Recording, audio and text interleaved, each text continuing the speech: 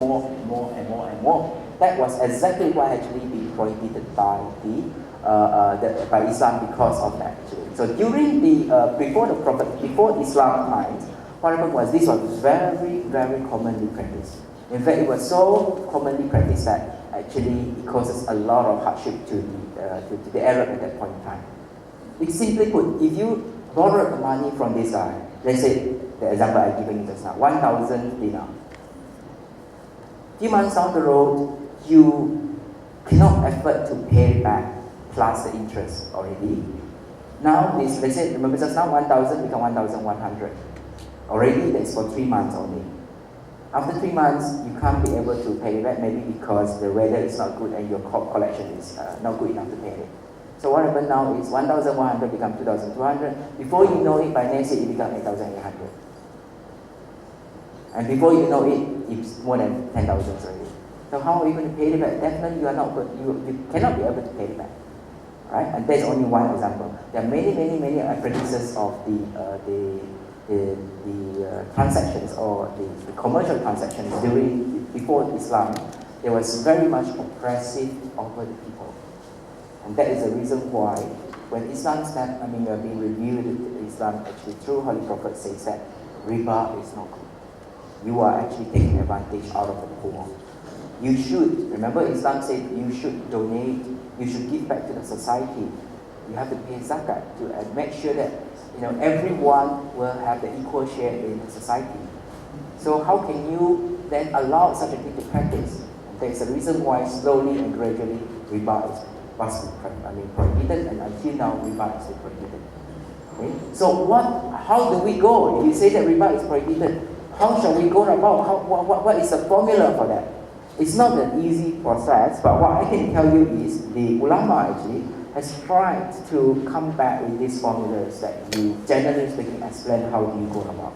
Right? So you look at the first line that I had there. Money one in exchange of money one. The condition is it has to be equal and it has to be hand to hand. What does it mean? Simple. Let's say I have 1,000 US dollar. I want to exchange of 1,000 US dollar, or I want to exchange it to US dollar, just because maybe I have a big note and I want to have a smaller note. Yeah. The rules is it has to be 1,000 to you. You pay me 1,000 return also, equal. Okay, money one must equal to money one. Then only that is the correct transactions. Okay, but if that is, let's say, I'm from Malaysia, so let's say 1,000 US dollar in exchange of ringgit Malaysia. Must it be 1,000 is to 1,000? No. The law says that if you are having money one in return of money two, then the condition is it has to be hand to hand. It doesn't have to be equal. So that's why we have the exchange rate. Let's say 1,000 US dollar in exchange of, let's say in Malaysia now it's 3 ringgit Malaysia. So that is fine. That is acceptable. Okay, so the increased portion, the extra 2 that you are talking about here, doesn't matter. It doesn't amount to riba because it's different currency. Okay, so this is the basic formula that we have here. Similarly, if you are talking about food one in exchange of food one, so let's say I have 10 kilo of rice, grade A rice. I want to exchange with you 10 kilo of grade A rice. That is 10 is to 10, correct? No problem. But if you see sometimes the rich people like to do this. I have 10 kilo of rice grade A. I am exchanging it with you. You must give me now 9 kilo of or the 11 kilo of rice grade A. That is totally prohibited because that is riba. Okay, but if 1 kilo of rice grade A in exchange of 1 kilo of rice or 10 kilo of rice grade B, it doesn't matter because it's different things already. Okay, so that is the basic formula you have to ask yourself. Do I do anything that is riba best? Yeah, basically you have to go with that formula. Okay, so then similarly with money too, and then but if it is money in exchange of food, doesn't matter. It's free traded. So this is the part that we now say that in Islamic banking we do by way of trading, because the rules is simple. If I have money in exchange of food, it doesn't matter. It doesn't have to be let's say, or $10 as return of 10 kilo of rice. It doesn't have to be that way. It's up to you, willing buyer, willing seller. So if I want to sell you this bottle of mineral water, $1, and you feel that it is too expensive, you can have the right to negotiate with me. So whatever that finally I sell you with, okay, let's say we end up I'm selling you with 80 cents, okay, it's willing buyer, willing seller, fair trading system. Islamic law says we encourage this. There's nothing riba in it anymore. There's no prohibition in this anymore. Fair trading. And that's why if you go to any Islamic bank, they don't give you the money for nothing. They don't give you the money or collect your money for nothing. There will be transactions to them. Okay, you as a customer, what you need to know is these transactions that the bank done with you is purely Sharia compliance and is in the, in line with the prohibition of riba that I mentioned just now. The extra portion, if any, is going back to willing buyer, willing seller trading situations. Okay, so that is the main thing about riba here. Okay, I have here explanations further on riba. This is the one that I mentioned about the division of riba basically coming on buyu and buyu actually. Of course, most of the time you will come across as in the loan contract when I give you, remember example I give you 500,000, you pay me by way of a normal conventional way is you pay me by way of this formula, BLR plus blah blah blah. Okay, so during the entire period, let's say 30 years period, you might end up paying more than 2 million without you knowing that. And the worst thing is, if the market fluctuates, the PFR also go up or go down, so you have to pay more and more and more as well. So this is the idea that is strictly prohibited by Islam. We don't want to see that because it is unfair to the people and it is so uncertain and you have to take all the risk for that, you as a customer, right? So what then is, what else do we have here? Buyu, I'm done. Buyu is basically for the exchange contract, just now that I mentioned, gold and silver and everything. Doesn't matter for that. Now, in the modern transaction or modern financial transactions, we have this riba of buyu in the loans and certain controversial contracts, and then our buyu mainly in exchange contract. So that is all about riba. So what it means is that Islam says that if you want to earn anything extra, you have to put in your effort. You have to work for it. Or you have to have some risk to gain it. We have a very classical Islamic law saying, okay, legal maxim, no risk, no gain. No pain, no gain. You want to earn something, you want to have the extra, you have to work for it. You have to pay for it. Okay, so that is a fair system because we do not want anybody collecting something unfairly from the other side and making an easy money out of that. Okay, so this is the main thing about prohibition of riba. Right, so now I'm moving on to another element that I mentioned just now, gharar. What is gharar? Gharar is something that is uncertain. 那我刚才讲的第一个，比较合约里面我们不可以允许的就是说，如果你有这个 riba 是什么？就是说你所赚到的东西呢，你用不公平的手法把它给赚回来，或者是你什么都不用做，你就是站在那边，然后你把那个钱给赚回来。那个就是比较不允许的东西。第二个呢，就是我们现在所要讲的这个 gharar。什么是 gharar？ 我们可以用普通话而言，就是说它是渺蛮无知。怎么说法？什么是渺蛮？什么是无知？就是你跟人家做一个合约，那合约上面呢，很渺蛮的写出，我现在买一个东西，买什么不知道，但是我买一个东西，价钱是多少不知道。但是我买了一个东西，那个东西呢，里面是多少公斤不知道。那这个就是说其中一个我们说不允许的，这个合约上不允许的东西。那什么是渺蛮，什么是无知呢？这点我就跟你解释了。Basically, it means the sales of a probable item whose existence or characteristics are not certain due to the risky nature it makes the trade similar to gambling. Simply put, it's so uncertain that you do not know your own rights. What are you buying? What is the details of the things that you're buying? Or worse still, you don't even know how much you need to pay for it. Okay? So this is one of the reasons, the examples given by the prohibition of riba in the hadith itself. The Prophet says that we strictly prohibit the sales of fish in the sea and there's birds in the sky. Like when you say the fish in the sea, what fish are we talking about? How big is this particular fish? What type of fish are we talking about? How many kilos will this be? No idea. So this particular akad or the selling itself is so uncertain or ambiguous that we cannot allow that. That is gone wrong. Okay, similarly, you say, I'm selling you the birds in the sky. Firstly, has the bird been mine in the first place? No. I don't even know whether I'll get it back or not. Firstly. Secondly, even if I manage to hunt down the bird, what kind of bird are we talking about? No idea. How big is the bird? No idea. How heavy will the bird be? No idea. But I already tell you now, that is seriously not permissible. Sharia says that is prohibited. That is gharar. That is the uncertainty that I have mentioned about. Okay. So now also we have a few other examples here. Okay. Basically it means it has a lot of wide range of negative connotations. You can say that it can mean uncertainty, deception, risk, hazard, ignorance, etc. And if there is a gharar, then the contracting parties do not really understand the activities or consequences of the contract. What it means is simple. Remember that's what I said, Islam says that if you want to enter into any contract, there must be mutual consent. Okay, it means both parties must agree to it. But what happened here is, why do we prohibit gharar is because we want the parties to a contract knows exactly what they are buying. What is the consequence of this buying? How much must they pay for it? That is the fair and clear things that Islam wants to encourage.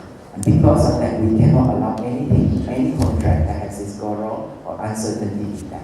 If the moment you have that kind of contract, definitely Sharia says, no, we can't accept this.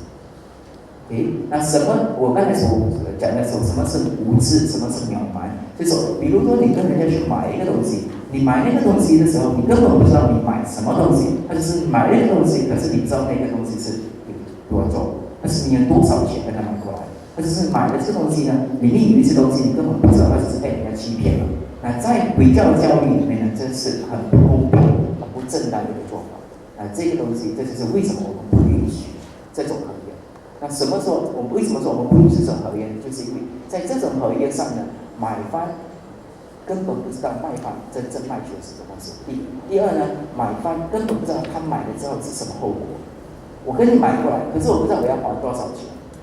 那打个比方，你去那个我们这个普通的银行里面，你跟他借一笔钱，你知道说你真的要还回多少钱吗？你不知道。你知道说他跟你说，我从现在开始，你每一个月还给我，比如说这个 BLR 减2%。那明天这个 BLR 起价了，那你要还多了。后天呢，也要再起价，你又要再还多了。所以那个无知的那个什么东西，就是那个价钱呢，就是每一天都会换的。那每一分每一秒，你要准备说随时这个只会起价。可是你跟他的合约是今天我们都已经成交了，可是明天后天100年之后，你还在跟着那个无知的那个你渺蛮的在那边去还那笔钱，你不知道说你要还多少。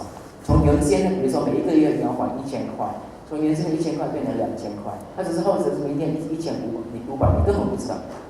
当你真正比如说你跟他合约是要30年之间，你30年之后你才发现说，我真正的500钱现在已经变成了1亿多，那你怎么办？你已经跟人家进了合约了。所以这就是为什么说在回教法里面呢，我们不回教金融里面，我们不允许这种渺茫无知的合约。这就是其中一个。So I have the explanation of gharar here. The only thing that you need to know about gharar is that we have divided gharar into two, basically relying on the what type of contract you're talking about. I'm not going to go into details of all the few slides after this on gharar, because simply put, we divide contract into two. Contract that is both party, unilateral contract, and contract that is one-sided. Bilateral contract, and then contract is one-sided, unilateral contract when I will give you something. OK， 那在回教法里面呢，我们说任何的合约分成2种，一种呢是说我跟你大家买方跟卖方合约上所成交的那个，就是有2方面的买方卖方法。另外一种合约呢，就是说我是单方面，比如说我要把礼物给你，那我要把这一瓶水给你作为一个礼物，那是单方面嘛，对不对？我给你的话呢，这个就是我们说单方面的合约。Okay, so when I want to, let's say I want to give you this bottle of water as a gift, it's a unilateral single-sided agreement. Okay, so the Sharia says that we will be very strict when it comes to bilateral contract, two parties, because you are selling or you are passing something to the other side by a proper akad, ijab kabul, over acceptance. Okay, now that for that bilateral contract, both parties agrees to this. So how much I'm selling you, you know. What am I selling you, you know as well. Okay, so that in that kind of contract, Sharia says that we must follow the strict rule of Ghara. You cannot have anything that is uncertain because I'm selling it to you.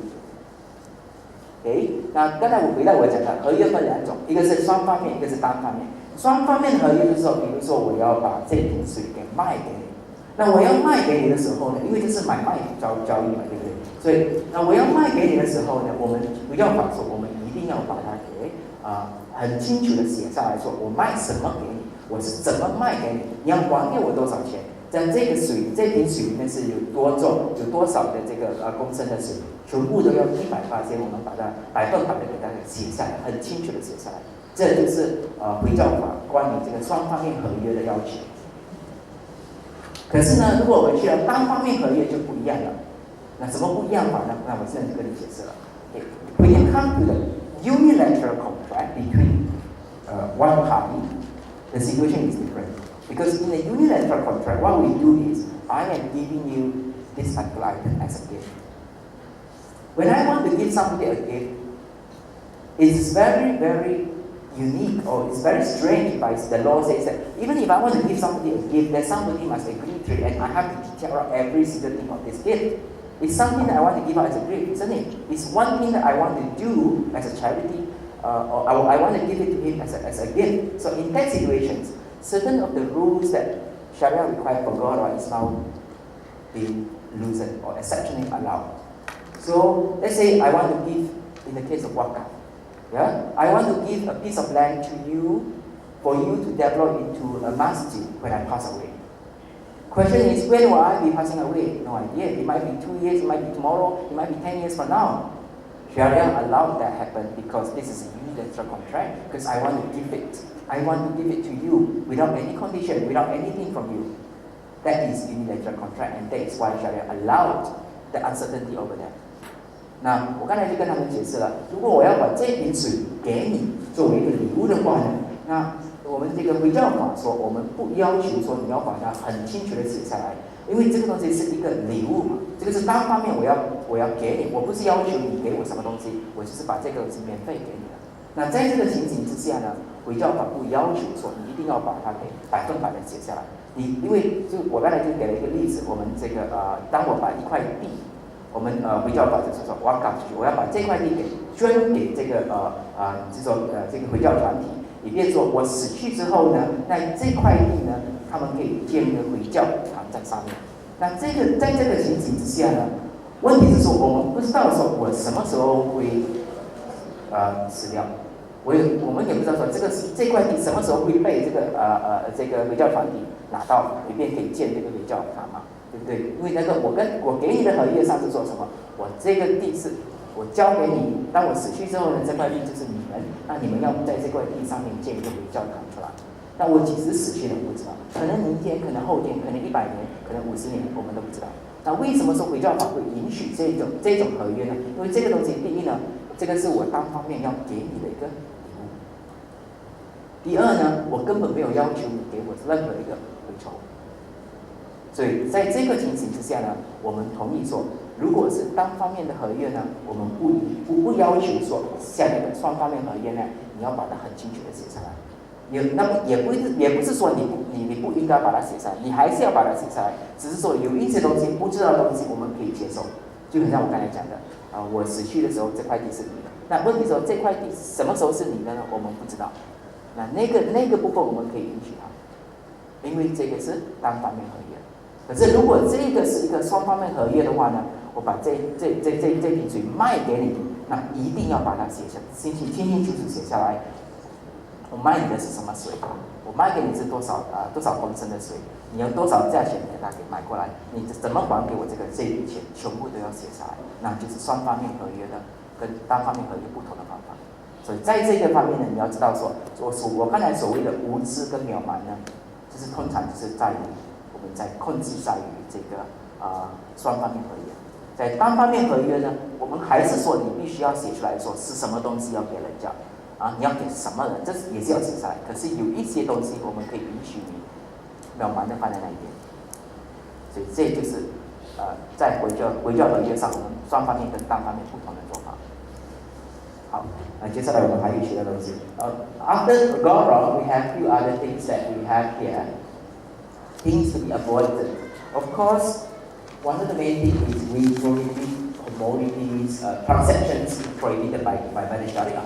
Because this is Islamic banking. This is something that is based on the Sharia.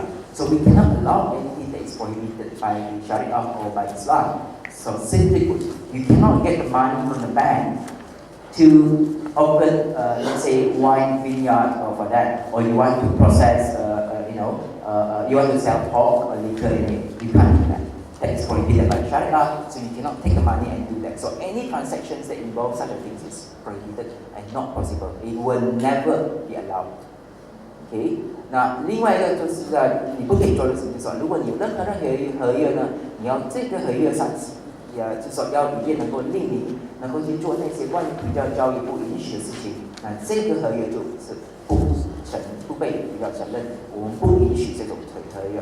那比如说，你跟回教银行借了钱，那个钱呢，你拿来做什么？你拿来去建这个比如说酿酒厂或者是你要把这个钱去开那个超级市场，然后超级市场里面去卖这些东西就是说猪肉啦，或者是这个酒啦，那全部都是不可以，因为它是我们回教教育不允许的东西在里面。Okay. Now another element that we have here is obviously anything related with gambling or speculations. What does it mean? Anything. Remember, gambling is strictly prohibited in Islam. Why is that so? Because we do not want you to suffer the loss and you are buying something that is uncertain. That is gambling prohibition. So if you pay the money or you want to do any transaction in Islamic law and do that transaction for the purpose of any gambling or speculation in that transaction is prohibited as well. Okay, anything that is uncertain is prohibited for that because there is a gambling element there. Okay, this is the part that's related to gambling and mindset. So 那就是说还有一个东西就是说我们不允许是说，如果你把那个钱那一笔钱，或者是你做了任何合约呢，目的是或者是那个合约里面有这个赌博的那个成分在里面呢，那我们就不允许了。为什么呢？因为在任何东西关于这个赌博，或者是你根本不知道说，那真正你几时会拿到这笔钱，或者是什么时候会拿到钱，你会不会拿到这笔钱？在这个情况之下呢，这笔赌博的这个合约呢是不允许的。原因就是说，因为回教教法说，这个是一个很不公平的合约。你也是比如说你出了一笔钱，根本你不知道说你几时会拿到这笔钱，你不知道你拿到回酬了没有，你要怎么拿回，你也不是用真正的说把那个赚回来。在这种情况之下呢，有任何赌博的成分，我们就不允许那个合约。So now, what else do we have? I have the explanation of gambling there. I'm going to skip that. I don't need that anymore. Now, essential contract in the side of finance. Basically, you just have to focus on these four that we have here. Okay, sell best products, lease best products, participating products, and fee best products. I will just quickly go through the. Okay, let's just do the summary of this part first. Okay. As what I mentioned just now, any contract is permissible in the eyes of the Sharia. You can allow that, provided that you have a mutual consent and you have a lawful contractual object. And provided that this contract doesn't have anything from the interest or riba, and it doesn't have anything going on, doesn't have any ma'asiyah, doesn't have any prohibitions. Okay, so this is the general things that we have in the eyes of Sharia for contract. 意思是说呢，在比较教育里面呢。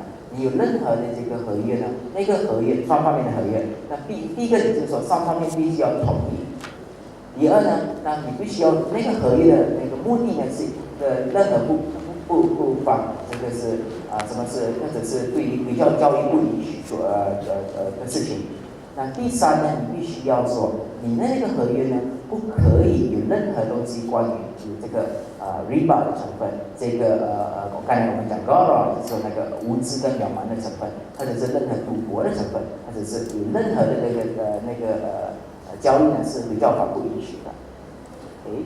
Now let's move on to the recognized contract in Islam. I skip that. We can just focus on this. That will be easier for everyone. 那简单而言呢，在比较法或者是比较交易上呢，你所要进的任何的合约呢，必须要从这一边开始。所以这一边里面我们讲出来的东西，大致上包括了我们所谓的比较法允许的合约方法。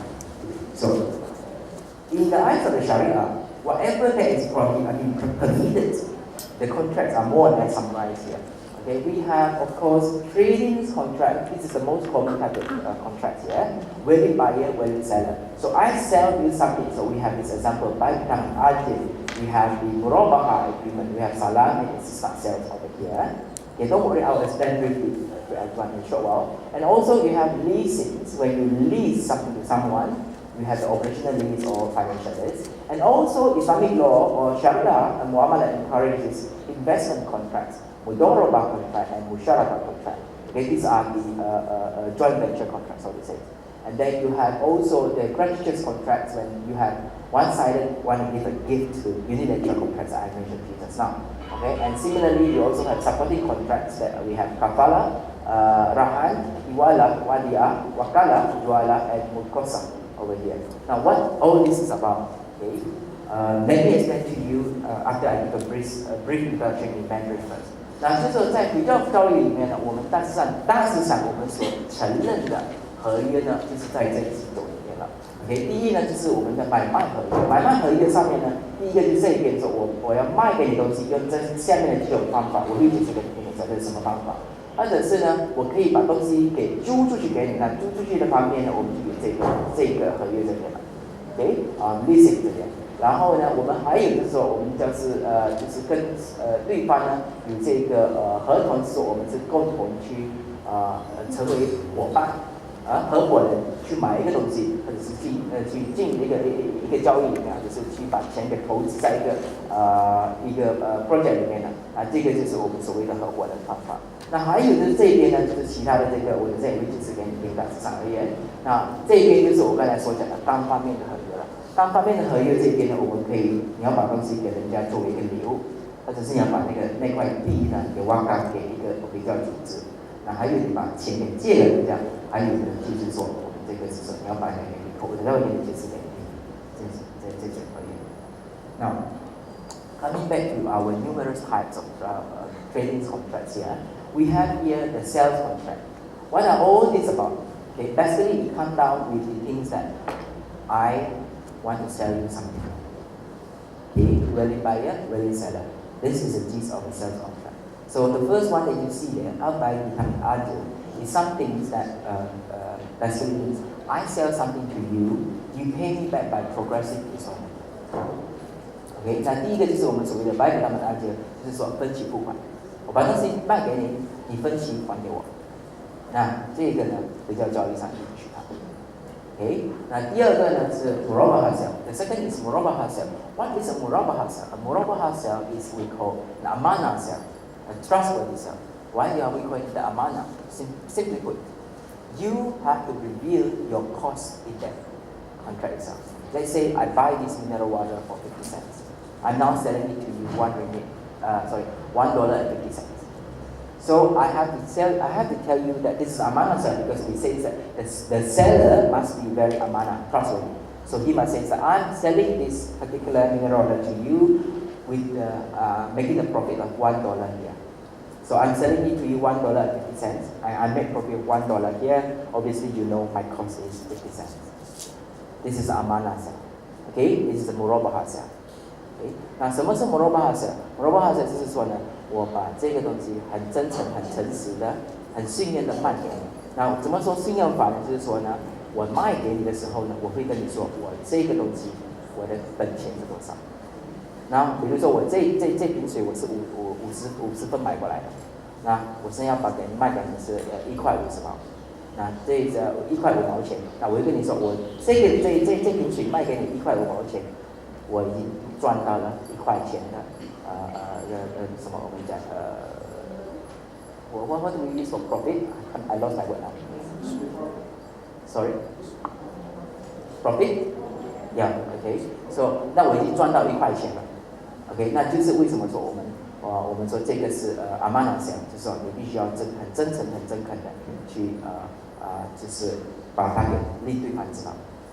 OK， 那 this is the second type of sales that we allow in the Sharia. Okay, now coming back to ijarah or the leasing part here is the normal things that you come across when people lease you or rent you your house, for example, or you buy the car, the bank lease it to you. That is what we mean by ijarah or the word leasing back. Okay, what does it mean? Let's say I buy this notebook by way of hire purchase. What is hire purchase? You allow me to pay you by monthly payment. After I finish paying the whole thing, this will be mine. This is Sharia compliance. We allow that.